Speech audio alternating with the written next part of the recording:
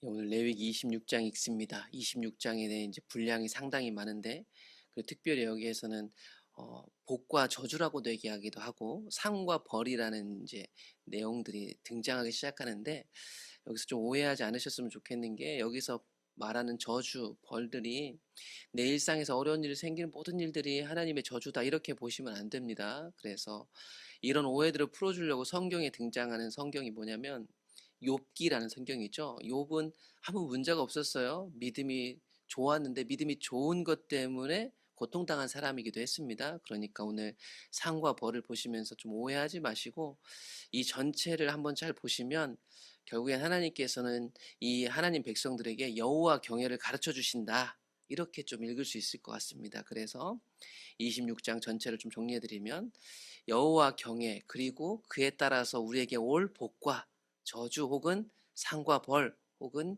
상과 징계, 이런 것들로 좀 읽을 수 있겠습니다. 우리는 레위기를 통해서 거룩한 백성이 무엇인가를 배우고 있는데요. 거룩한 백성이라는 건 뭐냐?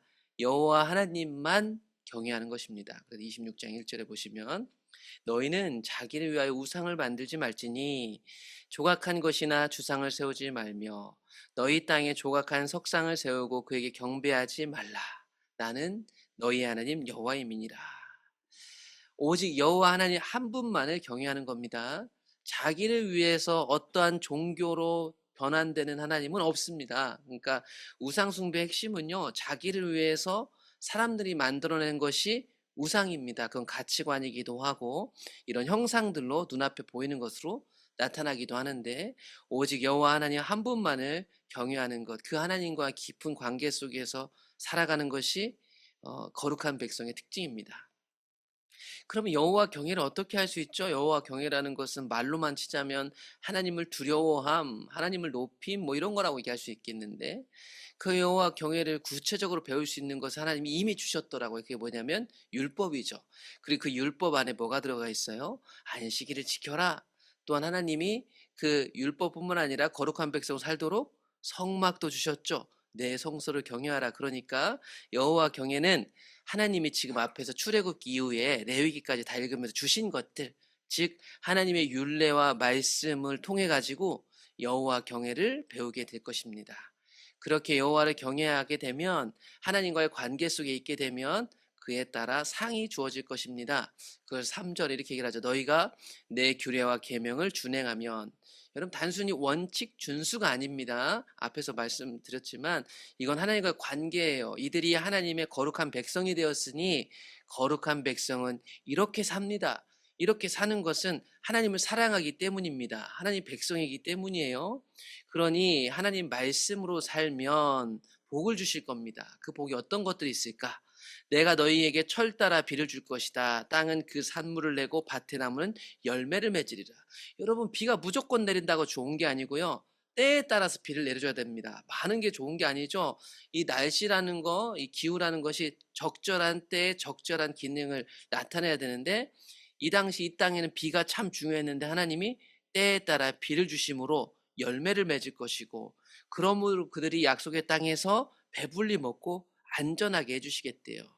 이 철에 따라 비를 내렸다는 것은 이스라엘 환경에서는 이른 비와 늦은 비를 하나님 주셨다라는 내용하고 통합니다. 그래서 선지서들을 보면 이른 비, 늦은 비 얘기가 나오는데, 한번 보여드린 적이 있는데 이스라엘 백성 달력입니다. 이스라엘 백성 달력인데 이제 여기에 보신 1, 2, 3, 4 이 핑크색 글자는 이스라엘 백성들 음력이라고 생각하면 돼요. 종교 음력. 그리고 여기 위에 보시면 여기서 3, 4월 이게 현대 양력입니다. 그러니까 우리나라 음력하고 약간 비슷해요. 비슷합니다. 근데 이 사람들이 살고 있는 기후 날씨는요, 여기 주황색으로 보이는 이 기간들이 건기예요. 비가 안 내리는 거죠. 중간중간 조금씩 내릴지 모르겠지만 기본적으로 비가 아예 안 내리는 건기 시기가 이 시대입니다. 이 시절에도 농사를 짓긴 짓겠지만 대부분의 농사는 이제 이때는 많이 못 거둘 수도 있어요. 근데 아무튼 중요한 건 뭐냐면 이들이 이 건기를 지나면서 땅이 딱딱해지니까 이제 비가 내리는 이 시기 때 농사를 본격적으로 지내려면 이른 비가 내려줘야 돼. 이 우기를 시작하기 전에 이른 비가 내려줘가지고 땅이 좀 부들부들해야 파종을 한대요. 그리고 나서 이제 우기를 지나고 나서 나중에 이제 거둘 때가 되면 마지막 늦은 비라고 하는 비가 탁 내려줘야 이제 확실하게 농사가 완성된다고 해요. 그래서 이 철에 따라 비를 내려주시겠다고 하는 것은 이스라엘 백성들에게 가면 이른 비와 늦은 비를 하나님이 때에 따라 꼭 내려주겠다라는 약속하고 부합하기 때문에 요엘 성경 이런 데 보면 이른 비, 늦은 비 이런 얘기가, 그리고 성경을 읽다 보면 구약에서 계속 늦은 비, 이른 비 얘기가 그래서 나오게 되는 겁니다. 또한 하나님이 그들과 함께 하심으로 어떤 복이 있을 것인가?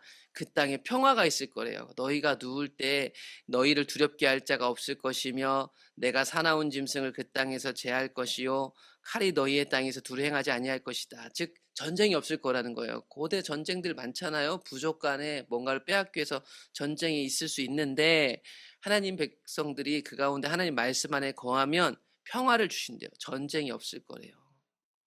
그리고 이 전쟁이 없을 뿐만 아니라 계속해서 이 평화를 지키려면 힘도 필요하거든요. 이 힘을 주실 거래요. 또 너희 다섯이 백을 쫓고 너희 백이 만을 쫓으리니 너희 대적들이 너희 앞에서 칼에 엎드러질 것이며 내가 너희를 돌보아 너희를 번성하게 하고 너희를 숫자가 많아지게 해줄겠대요. 여러분 성도들은요, 하나님 백성들은 하나님 안에서 5명이 100명을 감당할 수 있어요. 100명이 10,000명을 쫓아내죠. 여러분 그냥 이상적인 얘기가 아니고 하나님이 우리에게 함께 하시면 우리에게 이런 힘이 생깁니다. 물론 이런 힘을 가지고 칼을 뽑아서 다 정복하라는 얘기는 아니겠죠. 우리에게 하나님 평화를 주시는데 이 평화를 수호할 능력을 주신다. 그러므로 우리는 하나님 안에 있을 때 이런 능력자들이 됩니다. 또한 너희는 오래 두었던 묵은 곡식을 먹다가 새 곡식으로 말미암아 묵은 곡식을 치우게 될 것이다. 이건 무슨 말일까요? 여러분 내가 살림을 잘해갖고 묵은 곡식을 언제까지 먹여야겠다 이런 방식으로 살지 않습니다. 우리는 하나님이 새 곡식으로 먹어주실 것을 늘 기대하는 사람들이에요.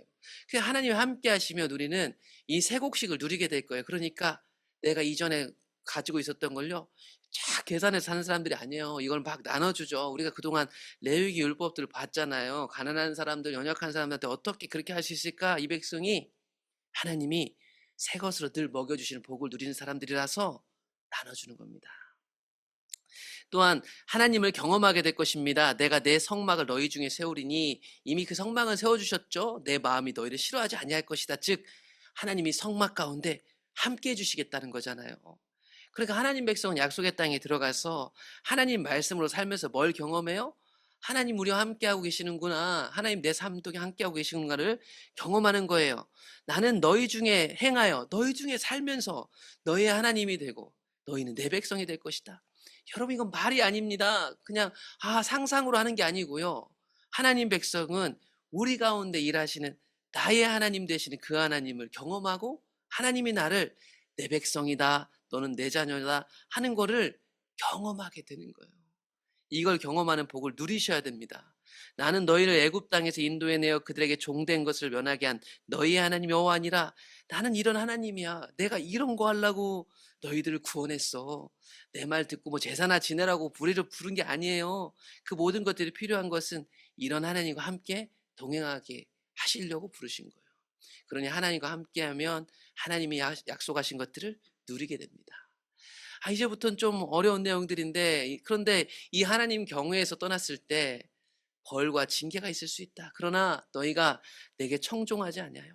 하나님의 목소리에 귀를 기울이지 않는 거죠. 그거는 하나님 말씀으로 살지 않는 것입니다. 하나님 규례를 멸시하는 거죠. 마음속에 하나님 법을 싫어하는 겁니다. 겉으로 행하는 척해도 하나님 다 아세요. 우리의 마음을. 내 모든 계명을 준행하지 아니하면 내 언약을 배반한다. 하나님과 약속했거든요. 하나님과 결혼한 거예요. 그런데 바람 피우면 그 약속의 신뢰를 깨트리면 어떤 일이 벌어질까? 각종 재앙적 질병들이 내려질 것입니다. 내가 이같이 너희에게 행하리니 곧 내가 너희에게 놀라운 재앙을 내려 폐병과 열병, 눈이 어둡고 생명이 쇠약하게 되는 엄청난 재앙적 질병입니다. 또한 그들이 씨를 뿌려온 것들이 헛되게 만들 것이니 대적들이 적들이 와서 그것을 다 쓸어가게 될 것입니다.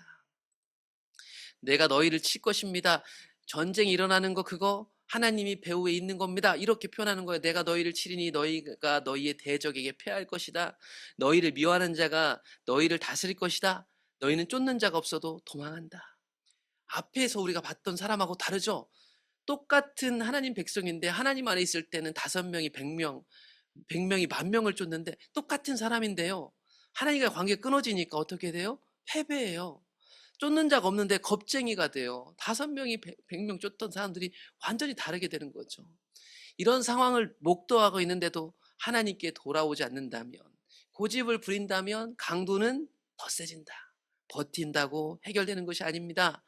또 만일 너희가 그렇게까지 되어도 내게 청종하지 않으면, 그런 상황에서도 하나님이 뭐라고 말씀하시는지 듣고 이미 이런 말씀들을 주셨으니까 이 말씀 보고 우리의 상태를 파악해야 할 텐데, 그렇지 않고 회개하지 않는다면 7배나 더 징벌이 오게 될 것입니다. 내가 너희의 세력으로 말미암은 교만을 꺾고 너희의 하늘의 철같이 땅이 놋같이 되게 하겠다. 하늘과 땅이 철과 놋이 된다는 건 뭐예요? 극심한 가뭄이 오겠다는 거예요. 아까 때에 따라 비를 주셔야 결실을 얻는데, 이게 비가 그때 안 내리면 수고가 헛될 텐데 그렇게 극심한 가뭄이 오게 될 것이다. 그래서 이후에 약속의 땅에 들어가서 사는 그 사람들이 하나님 떠났을 때 중간중간에 보시면 가뭄이 나오는 환경들이 계속 나오고 있는 거예요. 그들은 이게 몇 년 만에 한 번 오는 가뭄이지 생각했을지 몰라도, 그거는 하나님이 무언가를 말씀하는 것이다라는 것을 성경을 읽는 우리에게 알려주는 거예요. 너희가 나를 거슬러 내게 청종하지 아니할진대 내가 너희의 죄대로 너희에게 7배나 더 재앙을 내린다. 계속 듣지 않으면 7배 재앙을 내리시겠대요. 들짐승을 보내 그들이 너희의 자녀를 움키고 너희 가축을 멸하며 너희의 수요를 줄일 것이다. 이거는 들짐승은 외부 이방 세력을 가리키기도 할 것이고 실제로 들짐승들을 가리키기도 할 것입니다. 교만하고 하나님께 돌이키지 않는 것은 인내심이 아닙니다. 재앙을 키우는 것뿐입니다. 이런 일을 당하여도 너희가 내게로 돌아오지 아니하고 내게 대항할진대 나도 너희에게 대항할 것이다. 너희 죄로 말미암아 너희를 7배나 더 칠 것이다. 여러분, 악한 백성이 하나님을 떠나 고집을 따라 하나님을 대항하면 하나님도 그들 안에 있는 죄악을 대하여 대항하십니다. 여러분, 하나님은 마치 이 뒤에 일어날 이들의 고집을 아시는 것 같습니다. 우리는 이제 구약성을 거의 다 읽으셨잖아요. 이제 레위기는 읽으니까 어떠세요? 하나님이 실제로 이 백성들이 몇백 년 지나면서 일어날 일들을 다 알고 얘기하시는 듯 이런 말씀을 하고 있습니다. 남유다도 북이스라엘도 끝까지 고집 부리고 대항하다가 쫓겨났죠. 내가 칼을 너희에게 가져다가 언약을 어긴 원수를 갚을 것이다. 너희가 그래서 이 칼에 엎드러지지 않으려고 성읍에 모여가지고 튼튼한 성벽을 쌓고 막 하려고 해도 거기에 하나님이 전염병을 보낼 것이다. 그러므로 그들이 쓸 수 있는 방법을 다 동원한다고 해도 하나님이 진노하시면 소용이 없을 것입니다. 내가 너희가 의뢰하는 양식을 끊을 것이다. 10여인이 한 화덕에서 너희 빵을 구워 저울에 달아주리니 그런 거 아무리 방편으로 만들어 먹어도 배가 부르지 않습니다. 채워지지가 않죠. 너희가 이같이 될지라도 내게 청종하지 아니하고 내게 대항할진대 내가 진노로 너희에게 대항하되 너희의 죄로 말미암아 7배나 더 징벌하라. 여러분, 계속 7배, 7배, 7배, 7배를 더해도 대항하고 계속 대항합니다. 여러분, 하나님을 떠난 사람들이 이렇게 고집스럽습니다. 회개가 은혜가 아니면 안 되는 거죠.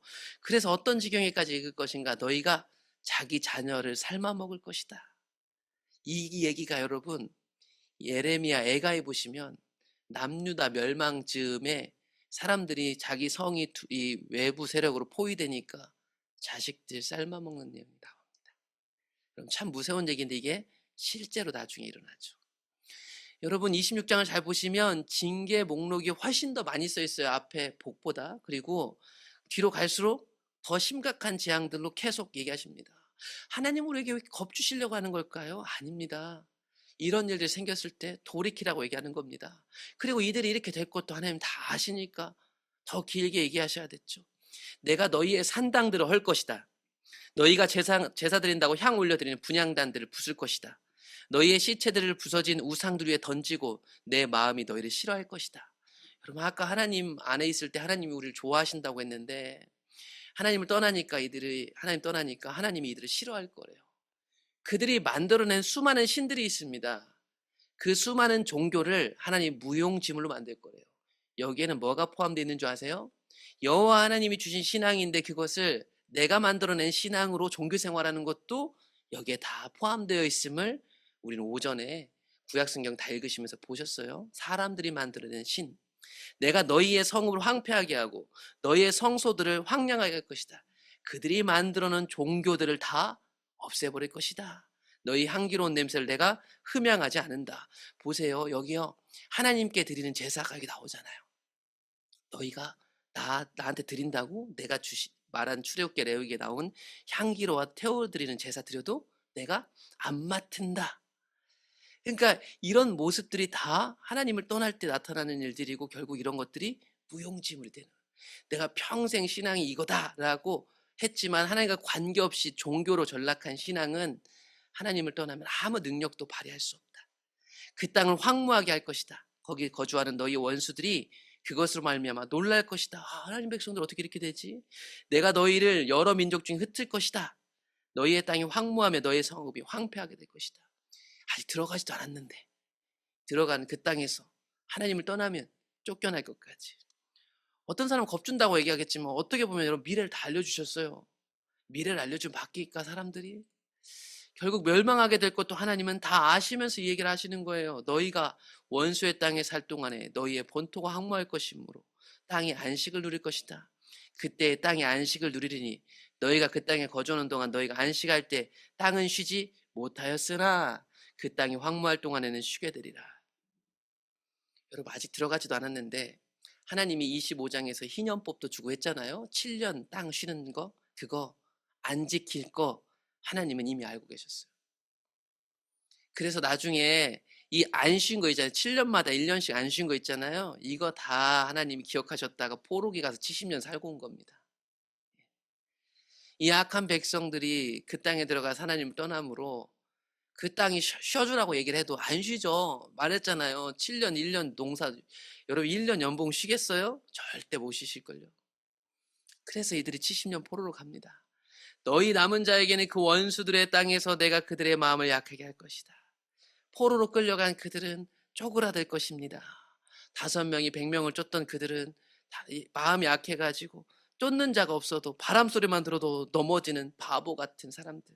언약 백성의 위풍당당은 사라지고 염려와 걱정으로 살기 위해서 발버둥치는 사람으로 전락할 것이야. 그들은 쫓는 자가 없어도 칼 앞에 있음처럼 서로 짓밟혀 넘어져요. 아무도 나를 위협한 사람 없는데 서로 막 무서워가지고 서로를 다치게 하죠. 그들이 원수들을 맞설 힘이 하나도 없는 거죠. 너희가 여러 민족 중에서 망할 것이다. 너희의 원수들의 땅이 너희를 삼킬 것이다. 너희 남은 자가 너희 원수들 땅에서 자기의 죄로 말미암아 쇠잔할 것이다. 조상의 죄 때문에 그 조상같이 쇠잔할 것이다. 그들이 하나님을 떠난, 여호와 경외에서 떠난 죄 때문에 무기력한 거예요. 쇠잔이란 건 힘이 없어가지고 아무것도 못하는 거예요. 아무 힘도 쓸 수 없는 상태가 될 것이다. 여러분 그런데 이 징계를 오해하지 마세요. 이 징계에는 하나님이 원하시는 뜻이 있습니다. 그건 뭐냐면 이 징계를 받더라도 다시 돌아오란 얘기예요. 그들이 나를 거스른 잘못으로 자기의 죄악과 그들의 조상의 죄악을 자백한다는 거예요. 인정이 안 돼서 끌려가는 거거든요. 고집을 부려서 7배 징계를 계속 받다가 결국 어쩔 수 없이 감옥 갔다 오는 거예요. 자백이 안 되니까. 인정이 안 되니까. 그래서 그곳에서 죄수복을 입어보니 감옥에 들어가 보니 그제서야 우리의 조상과 우리의 죄악이 깨달아지면 하나님께 마음이 낮아져서 돌아오면 살 수 있다는 얘기를 하시고 싶은 거예요. 그래서 거기서 깨닫고 마음이 낮아지죠. 이제 고집 부릴 힘이 하나도 없어요. 그래서 이 형벌을 받는다는 건 뭐냐면 이 죄악을 인정하는 거예요. 그렇게 인정하고 하나님을 찾으면 하나님은 우리와 하셨던 언약들을 다시 기억한다. 하나님이 기억하시면 다 된 거예요. 그래서 그들이 내 법도를 싫어하며 내 규례를 멸시하였으므로 그 땅을 떠나서 사람이 없을 때 그 땅으로 황폐 안식을 누릴 것이고 그들은 자기 죄악의 형벌을 받아들여야 될 것이다. 이 형벌을 받고 나면 또다시 회복을 주실 거예요. 그러니까 여러분 형벌 자체보다 왜 형벌인가를 생각하는 게 훨씬 중요합니다. 여러분 우리가 받고 있는 어떤 것들을 형벌이라고 무조건 생각하라는 얘기가 아니고 우리 삶 속에 일어난 여러 가지 일들이 있고 교회와 이 시절에 일어난 여러 가지 것들을 잘 살펴보실 필요가 있습니다. 그리고 그 속에서 하나님이 뭐라고 말씀하시는지 들어보고 거기에 내가 속해 있으면 때로는 인정할 것들을 인정해야 됩니다. 우긴다고 될 일이 아니죠. 그런즉 그들이 그들의 원수의 땅에 있을 때 내가 그들을 내버리지 아니하며 미워하지 않고 아주 멸하지 않고 언약도 폐기된 것이 아니다 얘기하세요. 그러니 여러분 징계받았다고 끝난 게 아니에요. 징계를 두려워하지 않습니다. 다만 징계를 받으면 왜 혼나는지를 아는 게 아들의 직무인 것이죠. 그러니 우리는 실수하고 넘어지겠지만 그 속에서도 하나님이 여전히 나를 미워하지 않음을 깨달아야 될 것이에요. 때로는 대가를 치르지만 돌아갈 곳이 있다는 걸 끝까지 잊어버리면 안 되겠습니다. 끝난 게 아니에요. 내가 그들의 하나님이 되기 위하여 민족들이 보는 앞에서 이집트 땅으로부터 그들을 인도하여 낸 그들의 조상들과의 언약을 그들을 위하여 기억하리라. 그러므로 징계도 회복도 그들의 하나님이시기 때문에 그들에게 있는 것이다. 하나님 안에 있음으로 이 일들도 있기 때문에 우리는 그 하나님을 기억해야 될 것이에요. 이것은 여호와께서 시내산에서 자기와 이스라엘 자손 사이에 모세를 통하여 세우신 하나님이 주신 말씀들입니다. 그러므로 여러분, 복과 저주, 상과 벌 모두를 마음에 새겨야 돼요. 어떤 거 하나만 갖고 산다고 되는 게 아니죠. 우리 안에 여러 가지 일들이 벌어지잖아요. 거룩한 백성은 하나님이 주신 것들을 통해 여호와 경외를 배우고 그걸 지식으로만 듣는 게 아니라 여호와 경외로 사는 사람들입니다. 여호와 경외로 살 때 하나님의 복이 넘쳐날 거예요. 사실 지금까지 여러분 우리가 당연하게 보이는 것들 사실 그거 하나님이 주신 복으로부터 비롯된 겁니다. 이스라엘 백성들 이른비 늦은비 내리는 거 이게 몇 년 가다 보면 당연하게 여겨지겠지만 사실 그거 복인 것처럼 오늘 우리가 여기 있는 것도 여러분 우리의 모든 것을 지켜주신 것도 사실 하나님 복으로부터 비롯된 것을 기억하셔야 돼요. 이거 빼앗겨 보면 알아요. 건강한 사람이 다쳐보면 알고 건강을 잃으면 알잖아요. 그동안 하나님이 여러 복들을 주셨어요. 그렇다고 지금 아프고 다친 게 저주라는 얘기는 아니에요. 오해하지는 마세요. 하나님 우리에게 복 주시기 원하시는 분입니다. 다만 하나님을 떠날 경우에 이 복들이 우리에게 떠났음을 실감할 수 있는 여러 사인들이 오늘 있을 수 있다. 레위기는 가르쳐줘요. 그런데 그것들을 고집을 부리고 내가 갖고 있는 힘으로 종교심으로 무마하고 회개하지 않는다면 징계의 강도는 더욱 강해질 수도 있더라. 복도 저주도 징계도 모두 하나님 백성을 위해 주신 것이니까 마음을 새기고 살펴본다면 우리가 더 신앙이 깊어질 수 있지 않을까 그런 생각을 했습니다. 다만 혹시 내가 징계받는 것 같은 고통 속에 있는 분들은 오늘 나온 내용들이 내게도 징계인가라고 보라고 말씀드리는 건 아니에요. 욥의 경우를 꼭 생각해 보세요.